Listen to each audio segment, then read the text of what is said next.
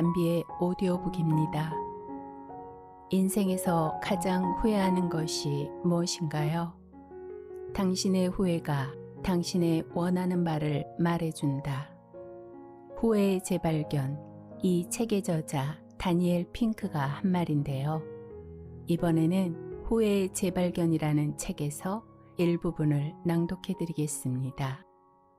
지은이 다니엘 핑크, 옮기니 김명철, 출판사 한국경제신문입니다. 세계적인 미래학자 중 한 사람으로 손꼽히는 베스트셀러 작가 다니엘 핑크는 뉴웨이브 경제 잡지 패스트 컴퍼니의 편집위원 및 칼럼니스트로 활동했습니다. 그는 심리학과, 과학, 경제학 등 다양한 분야의 연구 결과와 실제 사례를 바탕으로 사회 변화를 예측하고 이러한 변화에 맞추어 어떻게 일하고 살아가야 할 것인지에 대해 흥미로운 분석을 꾸준히 내놓은 작가입니다. 이 책에서는 인간이 가지고 있는 고유한 감정인 후회라는 감정에 대해서 과학적 증거 자료를 가지고 말하고 있습니다. 후회란 인간이 가장 많이 느끼는 감정 중에 하나인 만큼 후회가 표출되는 양상은 다양하다. 후회는 어떻게 인간의 특권이 되는가? 오직 인간만이 되돌아보고 후회하고 성장한다고 말하고 있습니다. 후회하는 힘으로 스스로를 업그레이드 한다고 말하고 있는 저자는 심리학, 신경과학, 경제학 분야에서 진행된 후회 관련 연구를 분석하고 좀 더 명료하게 후회의 실체를 파악하고자 두 가지 프로젝트를 진행했다고 합니다. 105개국에서 1만 6천 명의 사연을 수집한 세계 후회 설문조사와 후회를 최소화하지 않고 최적화하는 법, 즉 최상의 선택을 하도록 이끌어주는 후회 최적화 프레임워크입니다. 저자는 우리 모두 두려움 없이 후회하고 기꺼이 더 나은 존재로 나아가자고 말합니다. 이 책의 본문은 3개의 챕터로 구성되어 있습니다. 그럼 지금부터 본문 속으로 함께 들어가 보겠습니다. 유익한 시간 되시기 바랍니다. 후회가 우리를 더 나은 사람으로 만드는 이유. 아마도 당신은 다음과 같은 구멍의 제1법칙에 익숙할 것이다. 구덩이에 빠진 자신을 발견하면 땅을 파는 일을 멈춰라. 그런데 어쩌면 당신은 이 법칙을 무시했을지도 모른다. 우리는 종종 손실을 막고 전술을 바꾸는 대신 승산 없는 일에 계속 시간과 돈과 노력을 투자함으로써 나쁜 선택을 악화시킨다. 이미 너무 많은 돈을 썼다는 이유로 가망 없는 프로젝트에 자금을 증액한다. 이미 수년을 바쳤다는 이유로 회복할 수 없는 관계를 돌이키기 위해 노력을 배가한다. 이는 실패가 확실한 행동 방침에 대한 몰입 상승 효과라는 심리학적 개념으로 알려져 있다. 이것은 우리의 결정을 오염시킬 수 있는 많은 인지 편향 중 하나다. 그런데 이는 후회를 경험하면 고칠 수 있는 문제이기도 하다. 현재 런던 경영대학원에 있는 질리언 쿠 교수는 사람들이 과거 몰입 상승 경험에 대해 생각하고 후회하게 만들면 다시 실수를 저지를 가능성이 줄어든다는 사실을 발견했다. 했더라면 이런 불쾌한 감정을 유도하면 미래의 행동이 개선되는 것이다. 후회의 3가지 이점. 첫째, 후회는 의사 결정 능력을 향상시킬 수 있다. 여러 연구에 따르면 후회는 주로 우리의 의사 결정 위생에 영향을 미친다. 후회에 기대면 우리의 의사 결정 과정이 개선된다. 왜냐하면 가슴을 후벼 파는 부정적 생각이 우리의 의사결정 속도를 늦추기 때문이다. 더 많은 정보를 수집하게 되고 더 넓게 선택지를 고려하게 되며 결론에 도달하는 데 더 많은 시간을 할애하게 된다. 좀 더 신중하게 행동하기 때문에 확증 편향과 같은 인지적 함정에 빠질 가능성이 줄어든다. CEO들에 관한 한 연구에 따르면 기업 리더들로 하여금 그들의 후회를 성찰하도록 독려하면 미래의 결정에 긍정적인 영향을 미쳤다. 후회를 진지하게 받아들인 최초의 사회 심리학자 중 한 명인 베리 슈워츠는 이 불쾌한 감정이 몇 가지 중요한 기능을 한다고 설명한다. 후회는 우리가 결정을 내릴 때 저지른 실수를 부각시켜 앞으로 비슷한 상황이 발생할 경우 같은 실수를 저지르지 않도록 해줄 수 있다. 이 주제는 세계 후회 설문조사에 실린 많은 글에도 나타난다. 아래에 소개하는 잊지 못할 기억을 전한 한 부모의 사연도 그중 하나다. 딸이 5살 때였어요. 학교에 데려다주는 길에 요구르트를 먹다 교복에 쏟는 걸 보고 내가 소리 질렀죠. 그땐 정말 딸아이를 몹시 나무랬는데 그 이후에 후회했죠. 그래서는 안 되는 거였어요. 무엇 때문에 그렇게 화를 냈을까요? 교복에 얼룩이 조금 묻었다고? 나는 그 순간을 계속 후회할 겁니다. 이후로는 그렇게 소리를 지른 적이 없어요. 그 실수에서 교훈을 얻었지만 그 순간을 되돌릴 수 있다면 좋겠네요. 우리의 인지 장치 중 적어도 일부는 단기적으로 우리를 안정시키기보다 장기적으로 우리를 지탱하도록 설계되어 있다. 우리는 자신의 잘못된 결정을 속상해하고 후회할 수 있는 능력이 필요하다. 그래야 미래에 더 나은 의사결정을 내릴 수 있다. 둘째, 후회는 성과를 높일 수 있다. 다른 사람의 후회를 생각하는 것만으로도 성과가 향상될 수 있다. 몇몇 연구에서는 좋아하는 록밴드의 콘서트를 보러 가는 제인이라는 인물을 소개했다. 제인은 뒤쪽 자리에 앉아서 관람을 시작했지만 공연이 시작되자 무대와 가까운 다른 자리로 옮겨갔다. 잠시 후 밴드는 주최 측이 곧 무작위로 좌석을 추첨하여 현재 그 좌석에 앉아있는 사람에게 하와이 여행 상품권을 제공할 것이라고 발표했다. 이 실험에 참가한 사람들은 제인이 옮겨가 앉은 좌석이 무료 여행에 당첨되었다는 이야기를 들으며 매우 기뻐했다. 한편 제인이 애초에 앉아있던 좌석이 당첨되었다는 말을 들으면 후회를 느꼈다. 제인의 했더라면 이야기를 듣고 나서 로스쿨 입학시험 중 일부 문제를 풀어본 사람들은 대조군보다 10% 높은 점수를 받았다. 그들은 창의력 실험으로 유명한 덩커 양초 문제와 같은 복잡한 문제도 더 잘 풀었다. 사람들에게 반사실적 사고를 하게 하고 간접적인 후회만 경험하게 만들더라도 가능성의 문을 빼꼼 열게 되는 것으로 보인다고 협상에 대해 연구한 갈린스키와 고든 모스코이치가 설명한 바 있다. 이는 사람들이 훗날 이어지는 숙고의 상황에서 더 많은 힘과 창의성을 발휘하게 해주고 결정의 속도 역시 높여주었다. 셋째, 후회는 의미를 심화시킬 수 있다. 세계 후회 설문조사에 참여한 29세의 행동건강 연구자 애비 핸더슨을 살펴보자. 나는 어린 시절 조부모님과 시간을 보낼 수 있는 기회를 살리지 못한 것을 후회합니다.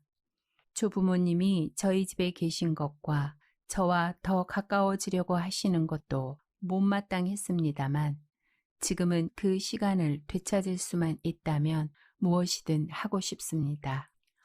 애비는 애리조나주 피닉스의 행복한 가정에서 세 남매 중 막내로 자랐다.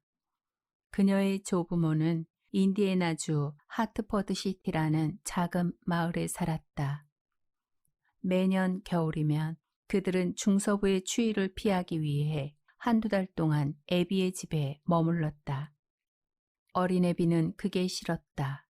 그녀는 조용한 아이였고 부모님이 모두 일을 하셨기 때문에 방과 후에 집에서 혼자 놀 수 있는 시간을 즐겼다.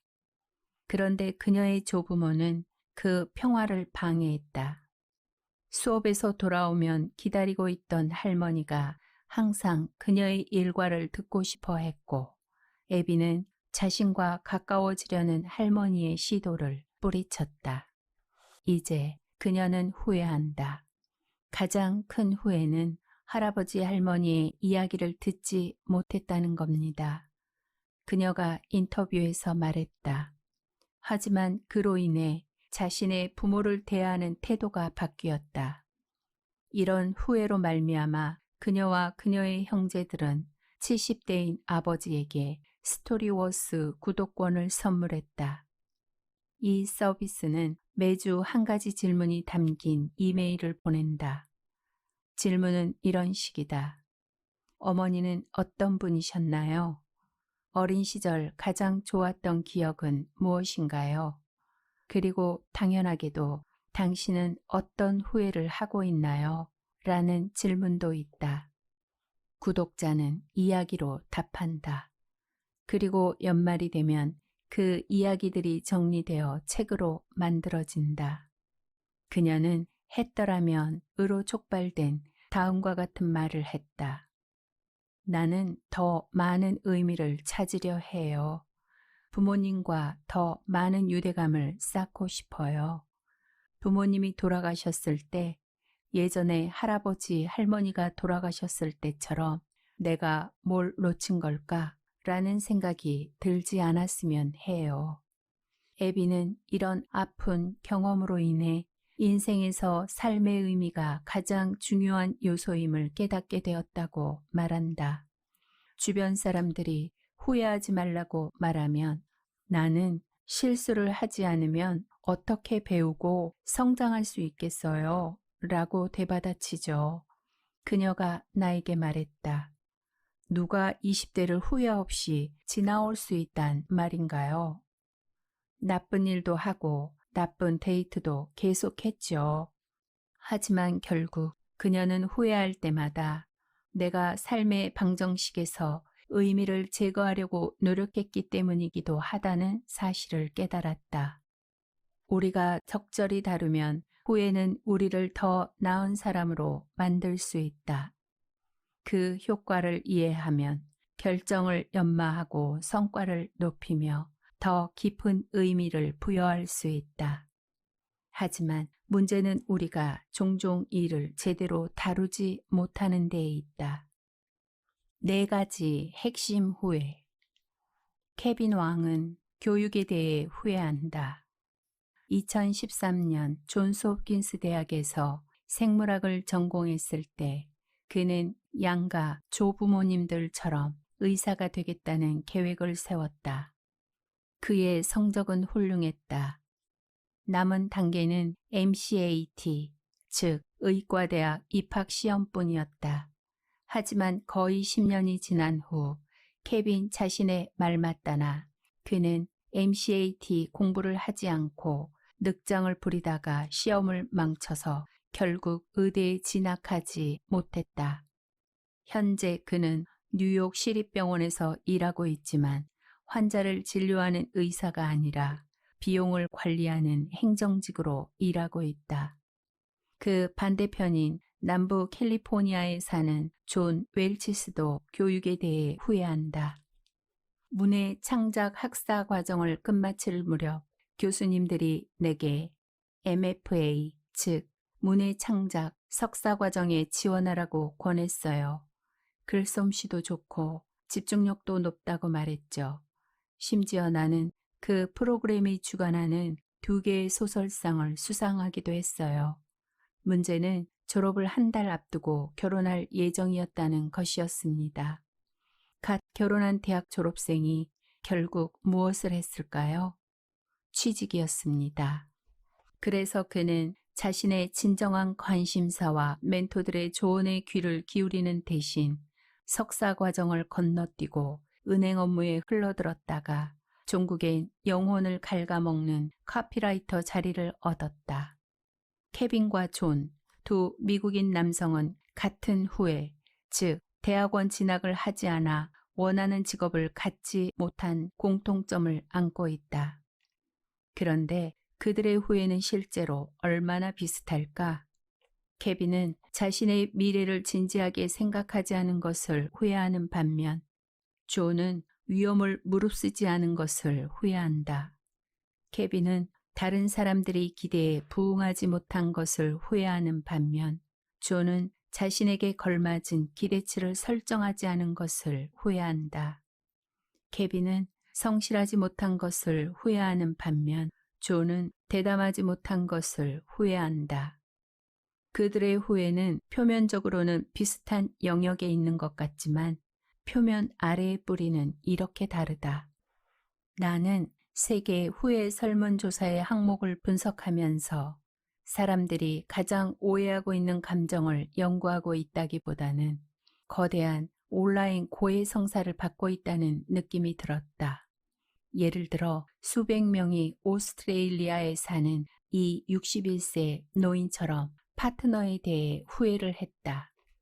아내에게 충실하지 못했고 오히려 그녀가 문제라고 외도를 이기적으로 정당화했던 것이 가장 후회스럽습니다.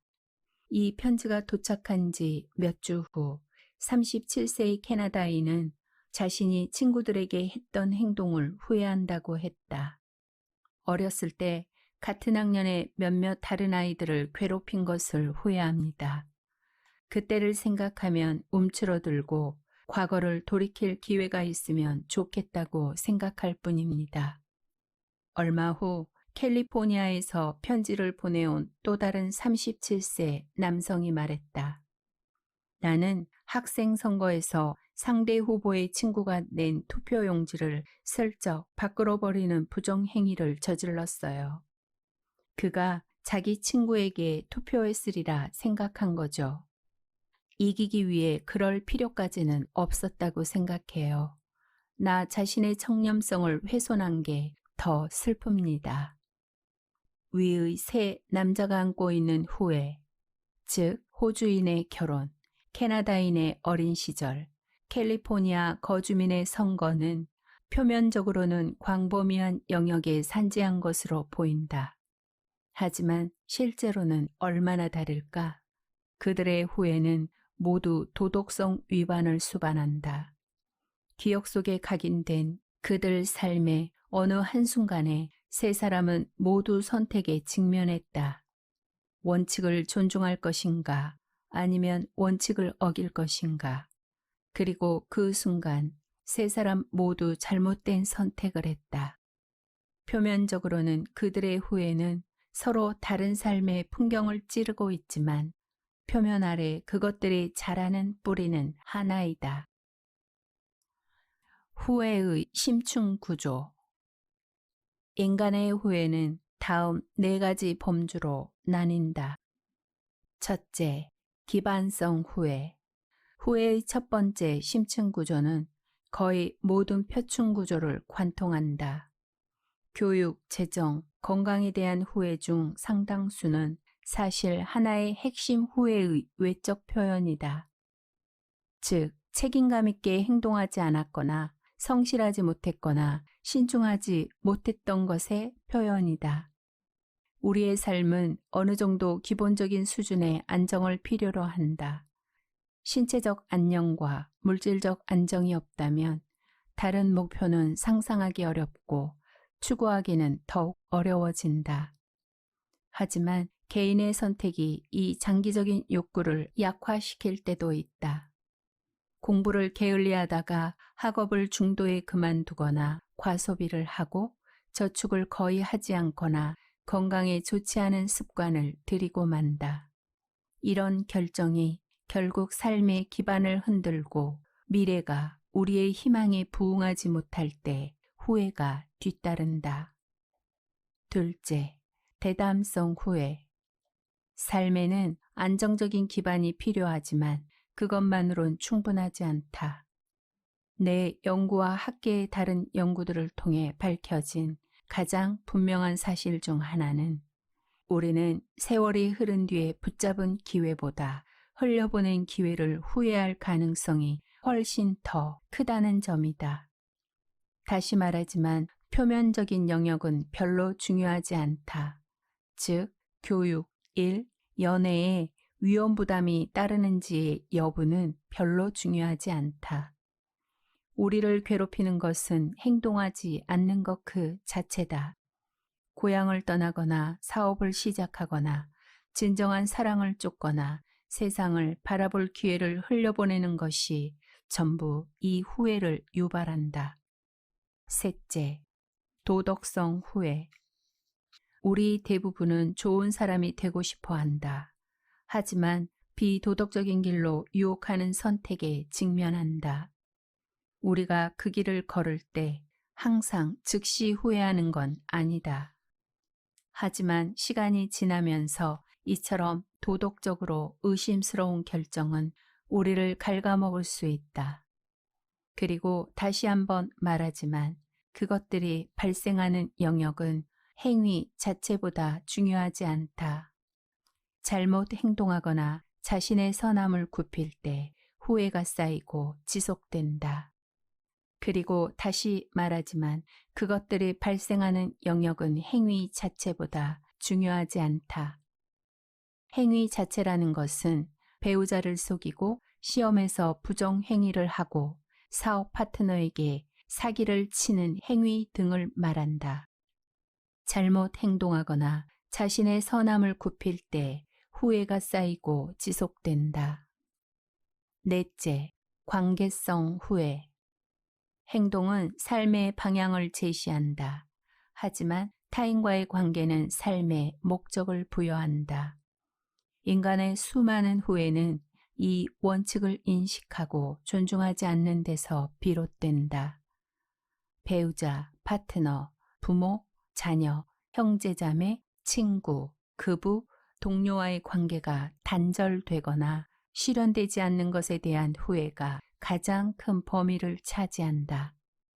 관계성 후회는 일체감을 확립하는 데 도움을 주는 사람들을 등한시할 때 발생한다. 이 관계들이 흐트러지거나 사라지거나 발전하지 않을 때 우리는 지속적인 상실감을 느낀다. 후회를 일으키는 5가지 죄. 1. 가해. 스티브는 8학년 때 먼시 지역으로 이사했다. 그는 내향적이고 친구를 사귀는 것이 어색한 몸집이 작은 아이였다. 하지만 그는 위협적인 존재가 됨으로써 자신의 약점을 감추려 했다. 그는 반 친구들을 비웃고 조롱했다. 싸움도 걸었다. 16살 때는 한 학생을 때려 앞니 2개를 부러뜨렸다. 이제 43세가 된 스티브는 그런 쓸데없는 공격성을 가장 깊이 후회한다. 자신을 화나게 하지 않는 사람에게 상처를 주는 건 잘못이라는 데에는 정치적 신념에 상관없이 거의 모든 사람들이 동의한다. 미국 후회 프로젝트와 세계 후회 설문조사에서 남을 해친 것과 관련된 도덕성 후회가 그 어떤 후회보다 더 많이 보고되었다는 사실은 놀라운 일이 아니다. 그리고 가장 흔한 가해는 괴롭힘이었다. 수십 년이 지난 지금도 수백 명의 응답자가 또래를 괴롭혔던 경험을 가장 후회했다.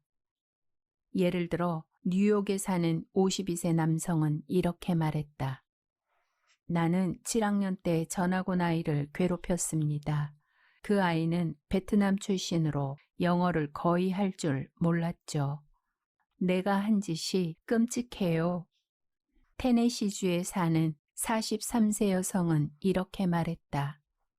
중학생 때 키가 작고 통통한 몸매에 삐죽삐죽한 금발머리를 가진 아이를 지기라고 부르며 놀렸어요. 그 별명이 널리 퍼진 것을 깨달은 그 아이의 표정을 나는 결코 잊지 못할 겁니다. 저 역시 몇 년 동안 괴롭힘을 당하고 난 뒤라 스스로를 권력을 휘두르는 사람의 위치에 올려놓은 그런 짓은 잔인한 행동이었습니다. 금세 후회했고 다시는 그런 짓을 하지 않았습니다. 스티브는 친구를 괴롭히기 전부터 이러면 안 된다는 걸 알고 있었다고 했다. 하지만 그는 그렇게 했다. 그는 관심을 즐겼다. 그는 권력의 맛을 음미했다. 하지만 그는 자기 행동에 대해 잘 알고 있었다. 사실 그도 집과 학교에서 종종 괴롭힘을 당한 피해자였다. 가해자와 피해자 양쪽 모두 경험해 보았고 그 기분이 어떤지 알면서도 여전히 다른 사람을 괴롭혔다는 사실이 가장 후회스럽습니다. 라고 그는 말했다. 대담성 후회와 달리 도덕성 후회는 하지 않은 행동을 후회하기보다는 했던 행동을 주로 후회한다는 특징이 있다. 하지만 킴 캐링턴을 비롯한 일부 경우처럼 괴롭힘의 방관자라는 사실만으로도 후회를 불러일으킬 수 있다. 2. 부정. 가해와 부정은 겹치는 부분이 많다. 불륜은 배신당한 배우자에게 상처를 주기 때문이다. 하지만 응답자들이 가장 많이 후회하는 이유는 그들이 가한 고통을 넘어서서 그들이 산산조각 낸 신뢰 때문이었다. 우리는 맹세했어요.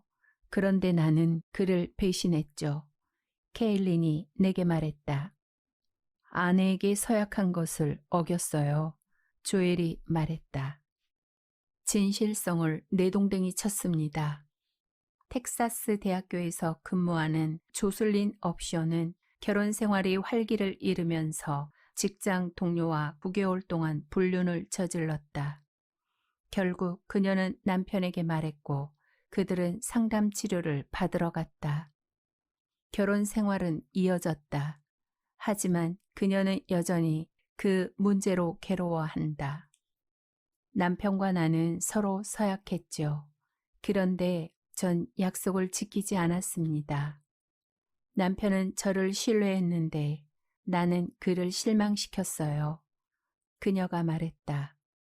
좋은 사람이 되고 싶다면 거짓말과 부정행위를 하지 말아야 할 목록에서 꽤 높은 위치에 두어야 합니다. 케일린, 조엘, 조슬리는 자신들의 실수를 바로잡지는 못했지만 적어도 더 나은 상황을 만들기 위해 노력했다. 케일린은 경솔한 행동을 한 다음 날 아침 남편에게 고백했다. 나는 평생 아무것도 훔친 적이 없어요. 나는 시험에서 부정행위를 한 적이 없어요. 그래서 그런 일이 일어났을 때 참을 수 없었습니다. 그녀의 남편은 침착함을 유지했고 두 사람은 신뢰를 다시 쌓았다. 그는 세상에서 가장 좋은 사람이에요. 케일린이 말했다. 조엘의 상황은 더 충격적이었다. 그는 다른 여성과 아이를 낳았다. 하지만 그는 간음하지 말라고 말씀하시는 신에 대한 책임의 무게를 결코 떨쳐버릴 수 없었다. 그는 아내와 화해했다. 그들은 이사를 했고 캐나다에 있는 다른 교회에서 일을 시작했다. 제가 아내를 배신했다는 사실은 정말 최악의 고백 중 하나입니다. 그가 내게 말했다. 신뢰받지 못한다는 것이 무엇인지 경험했기 때문에 믿음과 신뢰에 대한 이해가 깊어졌습니다. 종교가 없는 조슬리는 자신의 행동을 후회하면서 더 깊이 공감하게 되었다고 말한다. 이런 일이 일어나기 전까지는 내 정직함에 대해 일종의 믿음이 있었어요. 나는 착한 아이다. 나는 절대 잘못을 저지르지 않을 것이다. 그런데 명백한 잘못을 저질렀지요. 덕분에 사람은 실수를 저지른다는 사실에 눈을 뜨게 됐어요. 그녀는 어렸을 때 사람을 좋은 사람과 나쁜 사람으로 나누었다고 한다. 그게 사실이 아니라는 사실을 깨닫기까지 오랜 시간이 걸렸습니다.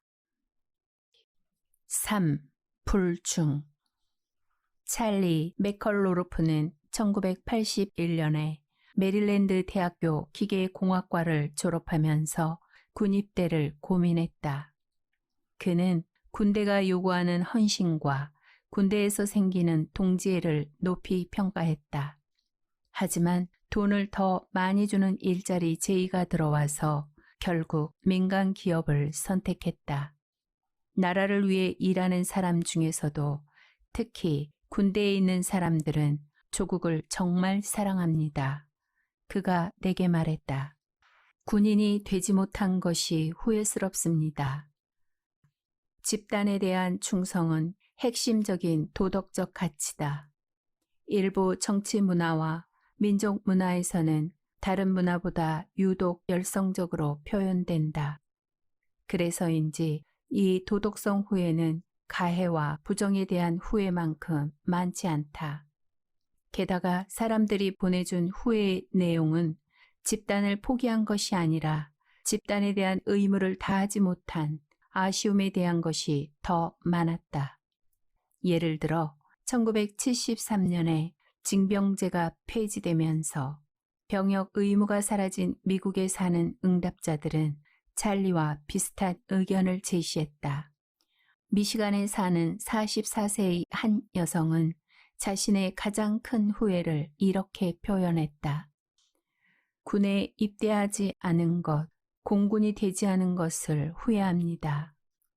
뉴 햄프셔에 사는 58세 남성은 이렇게 후회했다. 나는 대학 진학 전이나 졸업 후에도 군에 입대해서 조국에 봉사할 생각을 하지 않았습니다. 우리 가족 중 유일하게 군대에 가지 않은 사람은 저뿐이에요. 다시 그 시절로 되돌아가 군에 복무하고 싶습니다. 희생은 상대방에게도 이롭지만 자신의 영혼에도 이로운 일이다. 4. 전복. 도덕성 후회 중 권위 또는 전복 토대와 관련 있는 후회가 가장 적었다. 소수의 사람들이 부모의 체면을 손상시킨 일과 선생님께 무례하게 군 일을 후회했다. 인도의 24세 남성은 다음과 같은 이야기를 전해줬다. 아버지와 나는 가게를 운영하고 있는데 학교에서 저를 가르쳤던 선생님도 물건을 사러 오십니다. 선생님은 저와 아버지를 알고 계시지만 아버지는 선생님을 모르셨죠. 저희는 단골 손님에게 할인을 해드리고 있는데 선생님도 그중 한 명이었습니다. 나는 아버지가 선생님을 안다고 생각했기 때문에 아버지에게 그분이 내 선생님이라고 말하지 않았죠. 선생님은 돈을 전액 지불하셨고 개의치 않으셨습니다. 하지만 선생님이 떠나고 나서 아버지는 저에게 왜 선생님이라고 알려주지 않았느냐고 하셨죠. 존경과 감사를 표현하고 물건값도 할인해 드렸어야 했는데 그러지 못한 게 우리에게는 너무나 수치스럽고 무례한 일이었어요. 나는 그 기억을 떠올릴 때마다 깊이 후회합니다. 하지만 이런 사연은 비교적 드물었다. 이런 유형의 도덕성 후회가 많지 않은 한 가지 이유는 내가 수행한 양적 설문조사에서는 미국인을 표본으로 삼았던 데다 질적 조사에서도 미국 응답자가 가장 많았기 때문으로 보인다. 존중을 보다 중요한 문화적 가치로 여기는 나라와 지역에서 더 많은 표본을 추출했다면 이런 유형의 도덕성 후회가 더 흔히 나타났을지도 모른다. 5. 모독. 신성을 침해한 것에 대한 후회는 권위를 무너뜨린 것에 대한 후회보다도 더 많았다. 이후에는 특히 지난 60년 동안 가장 격렬한 논쟁을 낳은 쟁점 중 하나인 낙태를 두고 격한 감정을 불러일으켰다. 미국인들은 낙태가 적법하다는 점에 대해서는 대략 의견 일치를 보이지만 낙태의 도덕성에 대해서는 의견이 엇갈린다. 갤럽에 따르면 미국인의 약 4분의 3이 적어도 특수한 경우에는 낙태가 법적으로 허용되어야 한다고 생각한다. 하지만 44%는 도덕적으로 용인할 수 있다고 생각한 반면 47%는 도덕적으로 옳지 않은 일이라고 생각한다. 그 차이는 내 연구에서 분명하게 드러났다. 낙태에 대한 후회는 괴롭힘과 불륜에 대한 후회만큼 널리 퍼져 있지는 않았지만 제법 많았다. 아칸소에 사는 50세 여성은 이렇게 말했다. 나는 20살에 낙태했어요. 내 인생에서 가장 큰 후회죠. 두 번째로 큰 후회는 25살에 또 한 번 했다는 사실입니다. 이러한 후회는 부분적으로는 가해에 관한 후회였지만 실은 그보다 더 중대한 것, 즉 낙태가 생명의 신성함을 모독하는 행위라는 믿음에서 온 후회였다. 예를 들어 펜실베니아에 사는 60세 여성은 이렇게 썼다. 남편과 세 번째 아이를 가졌을 때 낙태한 것을 후회해요. 우리는 34년 전에 결혼했습니다. 둘째 아이를 임신했을 때 너무 힘들었죠. 남편은 둘째 아이가 태어난 지 1년도 채 되지 않아 내가 또 다른 임신의 고통을 겪는 것을 원치 않았습니다. 한편으론 남편이 그렇게 생각한 건 셋째 아이로 인한 경제적 부담 때문이 아니었을까 싶어요. 나는 병원에 가는 내내 울었고 그 이후로 매일 슬퍼했습니다. 사랑으로 빚어낸 생명, 그 생명을 끊어버렸다는 부담이 매일 매순간 저를 짓누르고 있습니다. 이처럼 도덕성 후회들은 특이한 범주다. 양적으로는 가장 적지만 가장 다양하다. 개인적 측면에서는 가장 고통스러운 후회이지만 집단적 측면에서는 개선을 가져올 수 있는 후회이기도 하다. 수십 년 전 다른 사람들에게 상처를 주거나 부당하게 행동하거나 공동체의 가치를 훼손한 사건들 때문에 밤잠을 설치며 절망하는 성인 남녀의 모습에는 뭔가 고무적인 것이 있다. 그것은 선을 행하려는 욕망이 우리의 DNA 어딘가에 각인되어 있고 우리 영혼 깊숙한 곳에 자리 잡고 있음을 암시한다. 모든 심층 구조적 후회는 욕구를 드러내고 교훈을 전한다. 도덕성 후회의 경우에 그 욕구는 선함이다. 우리가 종교서적, 철학책, 부모의 훈계에도 익히 들어온 그 교훈은 이것이다. 의심스러울 때는 옳은 일을 하라. 행복은 사랑이다. 이상 끝. 세계 후회 설문조사에서 밝혀진 한 가지 주목할 만한 발견은 부모와 관련된 것이었다.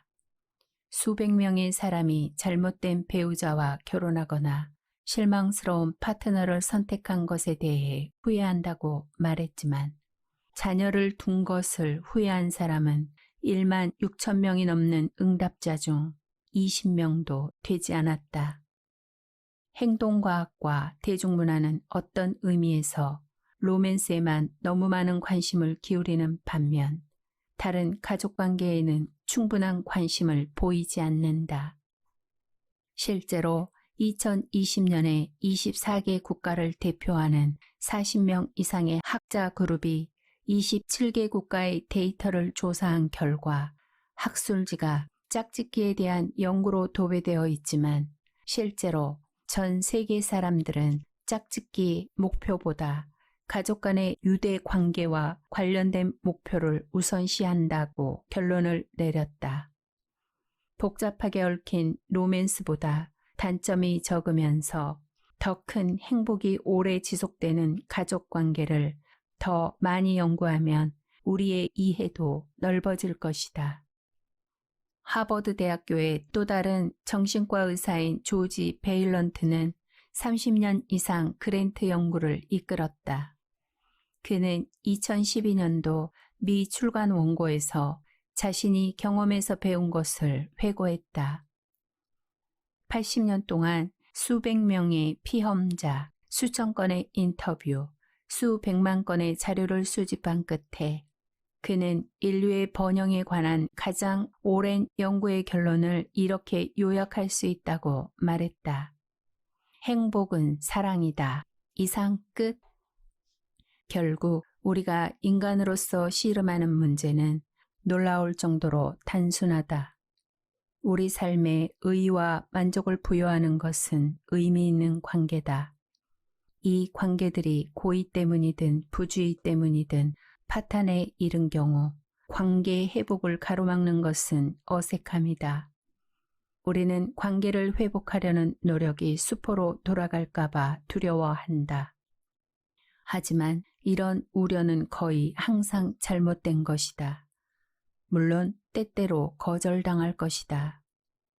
하지만 우리는 다시 손 내밀 때 자신이 얼마나 어색할지는 과대평가하고 다른 사람들이 우리의 제안을 얼마나 환영할지에 대해서는 과소평가하는 경우가 더 많다. 따라서 이 단순한 문제의 해결책은 훨씬 더 단순하다. 어색함을 잠시 접어두자는 것이다. 에이미 노블러는 닫힌 문 후회에 대해 생각하면서 시간을 거슬러 과거의 자신에게 갈 수만 있다면 이렇게 속삭이고 싶다고 말한다. 어색하고 너무도 불편하고 무섭겠지만 다른 한편으로 생각해보면 그런 경험을 하게 된 것을 다행이라고 생각하게 될 거야. 어차피 그때엔 해답 없는 그 질문들을 생각하지도 못했을 테고 막상 그 질문이 상대방한테 어떤 영향을 미칠지도 모르는 일이니까. 모든 심층 구조적 후회는 욕구를 드러내고 교훈을 준다. 관계성 후회에서 인간의 욕구는 사랑이다. 낭만적인 의미의 사랑만이 아니라 부모, 자녀, 형제자매, 친구들을 모아 아우르는 광범위한 개념의 사랑 말이다. 닫힌 문이 전하는 교훈은 다음번에는 더 잘해야 한다는 것이다. 열린 문이 전하는 교훈은 지금 당장 실행에 옮기라는 것이다. 만약 당신이 중요하게 생각하는 관계가 무너졌다면 전화를 걸어라. 직접 찾아가라. 당신이 느끼는 바를 솔직하게 말하라. 어색함을 밀어내고 손을 내밀어라. 후회의 최적화. 우리의 목표가 언제고 후회를 최소화하려는 것이어서는 안 된다. 우리의 목표는 후회를 최적화하는 것이다. 과학적인 후회 예측과 후회의 새로운 심층 구조를 결합하면 심성, 모형을 개선할 수 있다. 이를 후회 최적화 프레임워크라고 부른다. 이 수정된 프레임워크는 다음 4가지 원칙을 기반으로 한다.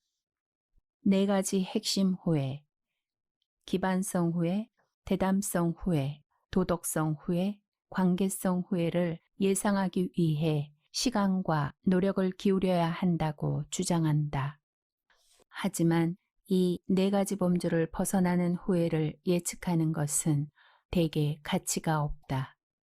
따라서 후회 최적화 프레임워크에 따라 행동 방침을 결정할 때는 당신이 4가지 핵심 후회 중 하나를 처리하고 있는지부터 따져봐야 한다.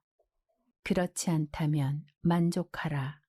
예를 들어 당신이 야외용 의자나 전자레인지 한 대를 더 사려고 한다면 그 결정에는 인간의 근본적이고 지속적인 욕구가 포함되어 있다고 보기 어려울 것이다. 선택을 하고 앞으로 나아가라. 괜찮을 것이다.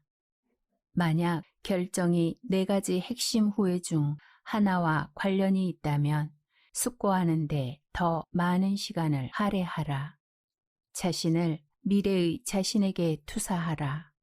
즉 5년 뒤든 10년 뒤든 80세가 되었을 때든 미래의 관점에서 어떤 선택이 당신의 기반을 다지고 합리적인 위험을 감수하고 옳은 일을 하고 의미 있는 관계를 유지하는 데 도움이 될지 자문해 보라. 이와 관련된 후회들을 예상해 보라. 그런 다음 후회가 가장 적을 선택지를 선택하라. 이 프레임워크를 몇 번만 사용하면 그 위력이 눈에 들어오기 시작할 것이다. 우리의 일상은 수백 가지의 결정으로 이루어져 있다. 그 중에는 우리의 행복에 결정적인 것도 있지만 대수롭지 않은 것도 많다. 그 차이를 이해하면 큰 차이를 만들 수 있다. 우리가 진정으로 후회하는 것이 무엇인지 알면 우리가 진정으로 가치 있게 여기는 것이 무엇인지 알게 된다. 후회란 사람을 미치게 하고 당혹스럽게 하고 부정할 길 없는 진정한 감정이다. 이 후회는 잘 사는 삶으로 가는 길을 알려준다. 이상으로 후회의 재발견 낭독을 마치겠습니다. 감사합니다.